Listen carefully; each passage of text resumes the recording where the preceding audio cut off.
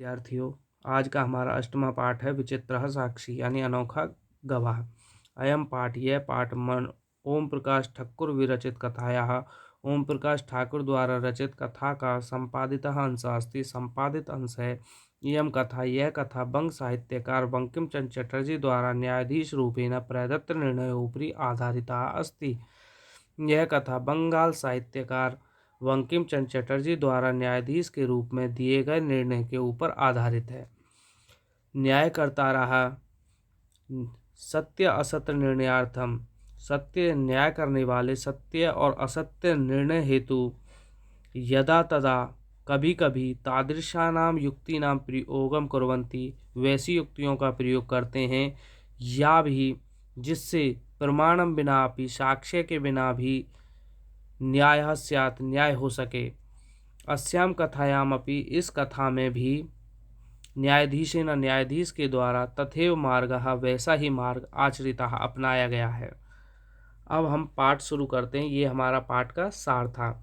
अब आता है कश्चन निर्धनो जनः, कोई गरीब आदमी भूरी परिश्रम में बहुत अधिक परिश्रम करके किंचित कुछ वित्तम धन उपार्जित किया। किसी गरीब आदमी ने बड़ी मेहनत करके कुछ धन इकट्ठा किया। तेन वित्तेन उस वित्त से उस धन से स्वपुत्रम अपने पुत्र को एकस्मिन् महाविद्यालय एक महाविद्यालय में प्रवेश दिलाने में सफल हुआ। तेन उस धन से वह अपने पुत्र को एक महाविद्यालय में प्रवेश दिलाने में सफल हुआ। उसके बाद तत्तनयः उसका पुत्र तत्रैव वहीं छात्रावास में निवसन रहते हुए अध्ययन में संलग्न हो गया। उसका पुत्र वहीं छात्रावास में रहते हुए अध्ययन करने लगा। एकदा स पिता, एक बार वह पिता तनुज कहते पुत्र की रुग्णताम आकर्ण्य बीमारी के बारे में सुनकर के व्याकुल हो गया। पुत्रम द्रष्टुम च, और पुत्र को देखने के लिए प्रस्थिता चल पड़ा। परंतु अर्थ कहते हैं धन कार्षेण का मतलब अभाव से, परंतु धन के अभाव से पीड़ित स वह बसयानम विहाय बसयान को छोड़ करके पदातिरेव पैदल ही प्राचलत चल पड़ा। पदाति क्रमेण पैदल चलने के क्रम में समय पर पैदल चलते हुए साय के समय पर अपि असौ वह गंतव्य से दूर था। पैदल चलते हुए भी साय के समय तक वह गंतव्य से दूर था। निशा अंधकारे, रात्रि के अंधकार में प्रसृते फैले हुए विजने प्रदेश निर्जन प्रदेश में पदयात्रा न शुभावहा, पदयात्रा शुभ नहीं होती। रात्रि के अंधकार फैल जाने पर निर्जन प्रदेश में पदयात्रा शुभ नहीं होती। एवं विचार्य, यह विचार करके स वह पार्श्व स्थित ग्रामे, पास में स्थित गांव में रात्रि निवासम करतु, रात्रि में निवास करने के लिए किंचित गृहस्थम उपागतः, किसी गृहस्थ के घर में पहुंचा। ऐसा विचार करके वह पास में स्थित गांव में रात्रि में निवास करने के लिए किसी गृहस्थी व्यक्ति के पास गया। करुणा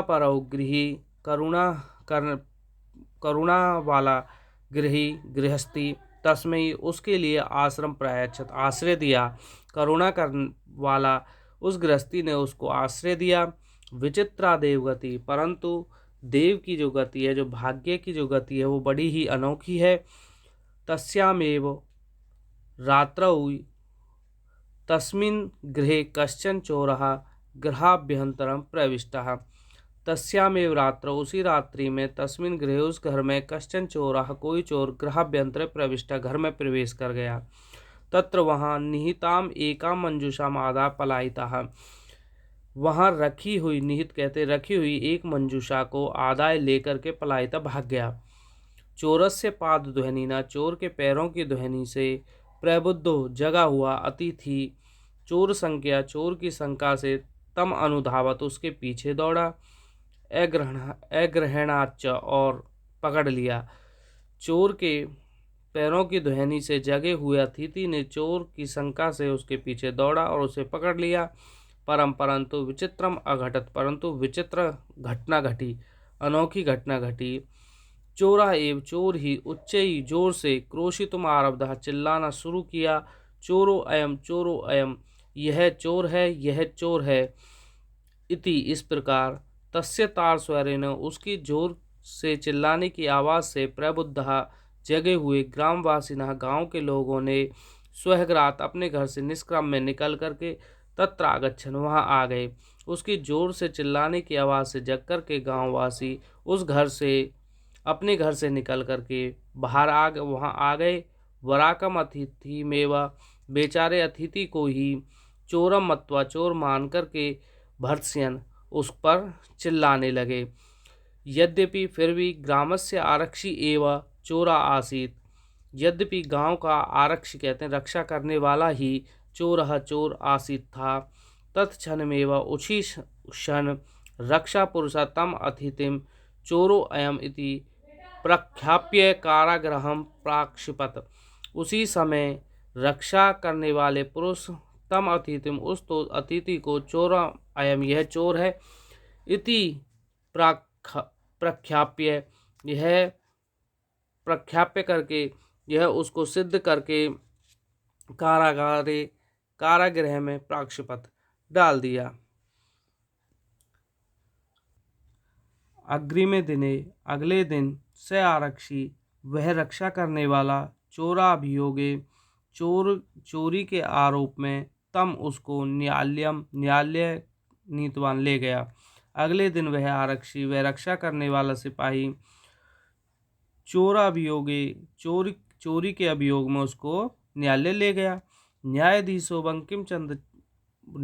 बंकिम चंद्र ने उभयाभ्याम पृथक पृथक विवरणम श्रुतवान, न्यायाधीश बंकिम चंद्र ने उन दोनों के पृथक पृथक विवरण को सुना, पृथक पृथक बात को, अलग अलग बात सुनी। सर्वम वृतम अवगत्य, सारी बात को समझ करके, जान करके, उसने तम निर्दोषम, उस निर्दोष को, तम उसको निर्दोषम अमन्यत, निर्दोष माना। सारे वृत्तांत को जान करके उसने उसको निर्दोष माना। आरक्षिणम च दोष भाजनम, और जो आरक्षी था वही दोष का भाजन है, अर्थात वह, उसने ही चोरी की है, वही दोष का पात्र है। किंतु प्रमाण अभावात, प्रमाण के अभाव से स वह निर्णय तुम न अशक्नोत, निर्णय नहीं ले सका, किंतु प्रमाण के अभाव में वह निर्णय नहीं ले सका। ततौ असौ तौ अग्रिमे दिने उपस्थापितुम आदृष्टवान, उसके बाद उसने, ततौ इसके बाद, असौ तौ उन दोनों को, अग्रिमे दिने अगले दिन, उपस्थापितुम स्थापित होने के लिए, आदृष्टवान आदेश दिया। अन्य द्यु अगले दिन, तौ न्यायालय, वे दोनों न्यायालय में स्व पक्षम, अपने अपने पक्ष को पुनः फिर स्थापित किया। अगले दिन उन दोनों ने न्यायालय में अपने अपने पक्ष को स्थापित किया, अपने अपने पक्ष को बताया। तदेव वहीं कश्चित, कोई तत्रत्या कर्मचारी समागत्य निवेदियत, कोई तत्रत्या वहीं के कर्मचारी समागत्य आकर के निवेदन किया। तभी किसी ने, वहाँ के कर्मचारी ने आकर के निवेदन किया, यत की इतः, यहाँ से, क्रोश द्वयांतराले, दो कोस के अंतराल में, कश्चित जना, कोई व्यक्ति, के नापि हतः, किसी के द्वारा मारा गया है, कि यहाँ से 2 कोस की अंतराल में कोई व्यक्ति किसी के द्वारा मारा गया है। तस्य मृत शरीरम, उसके मरे हुए शरीर को, राजमार्ग के निकषा, नज़दीक, वर्तते है, उसका मरा हुआ शरीर, मृत शरीर राजमार्ग के निकट है।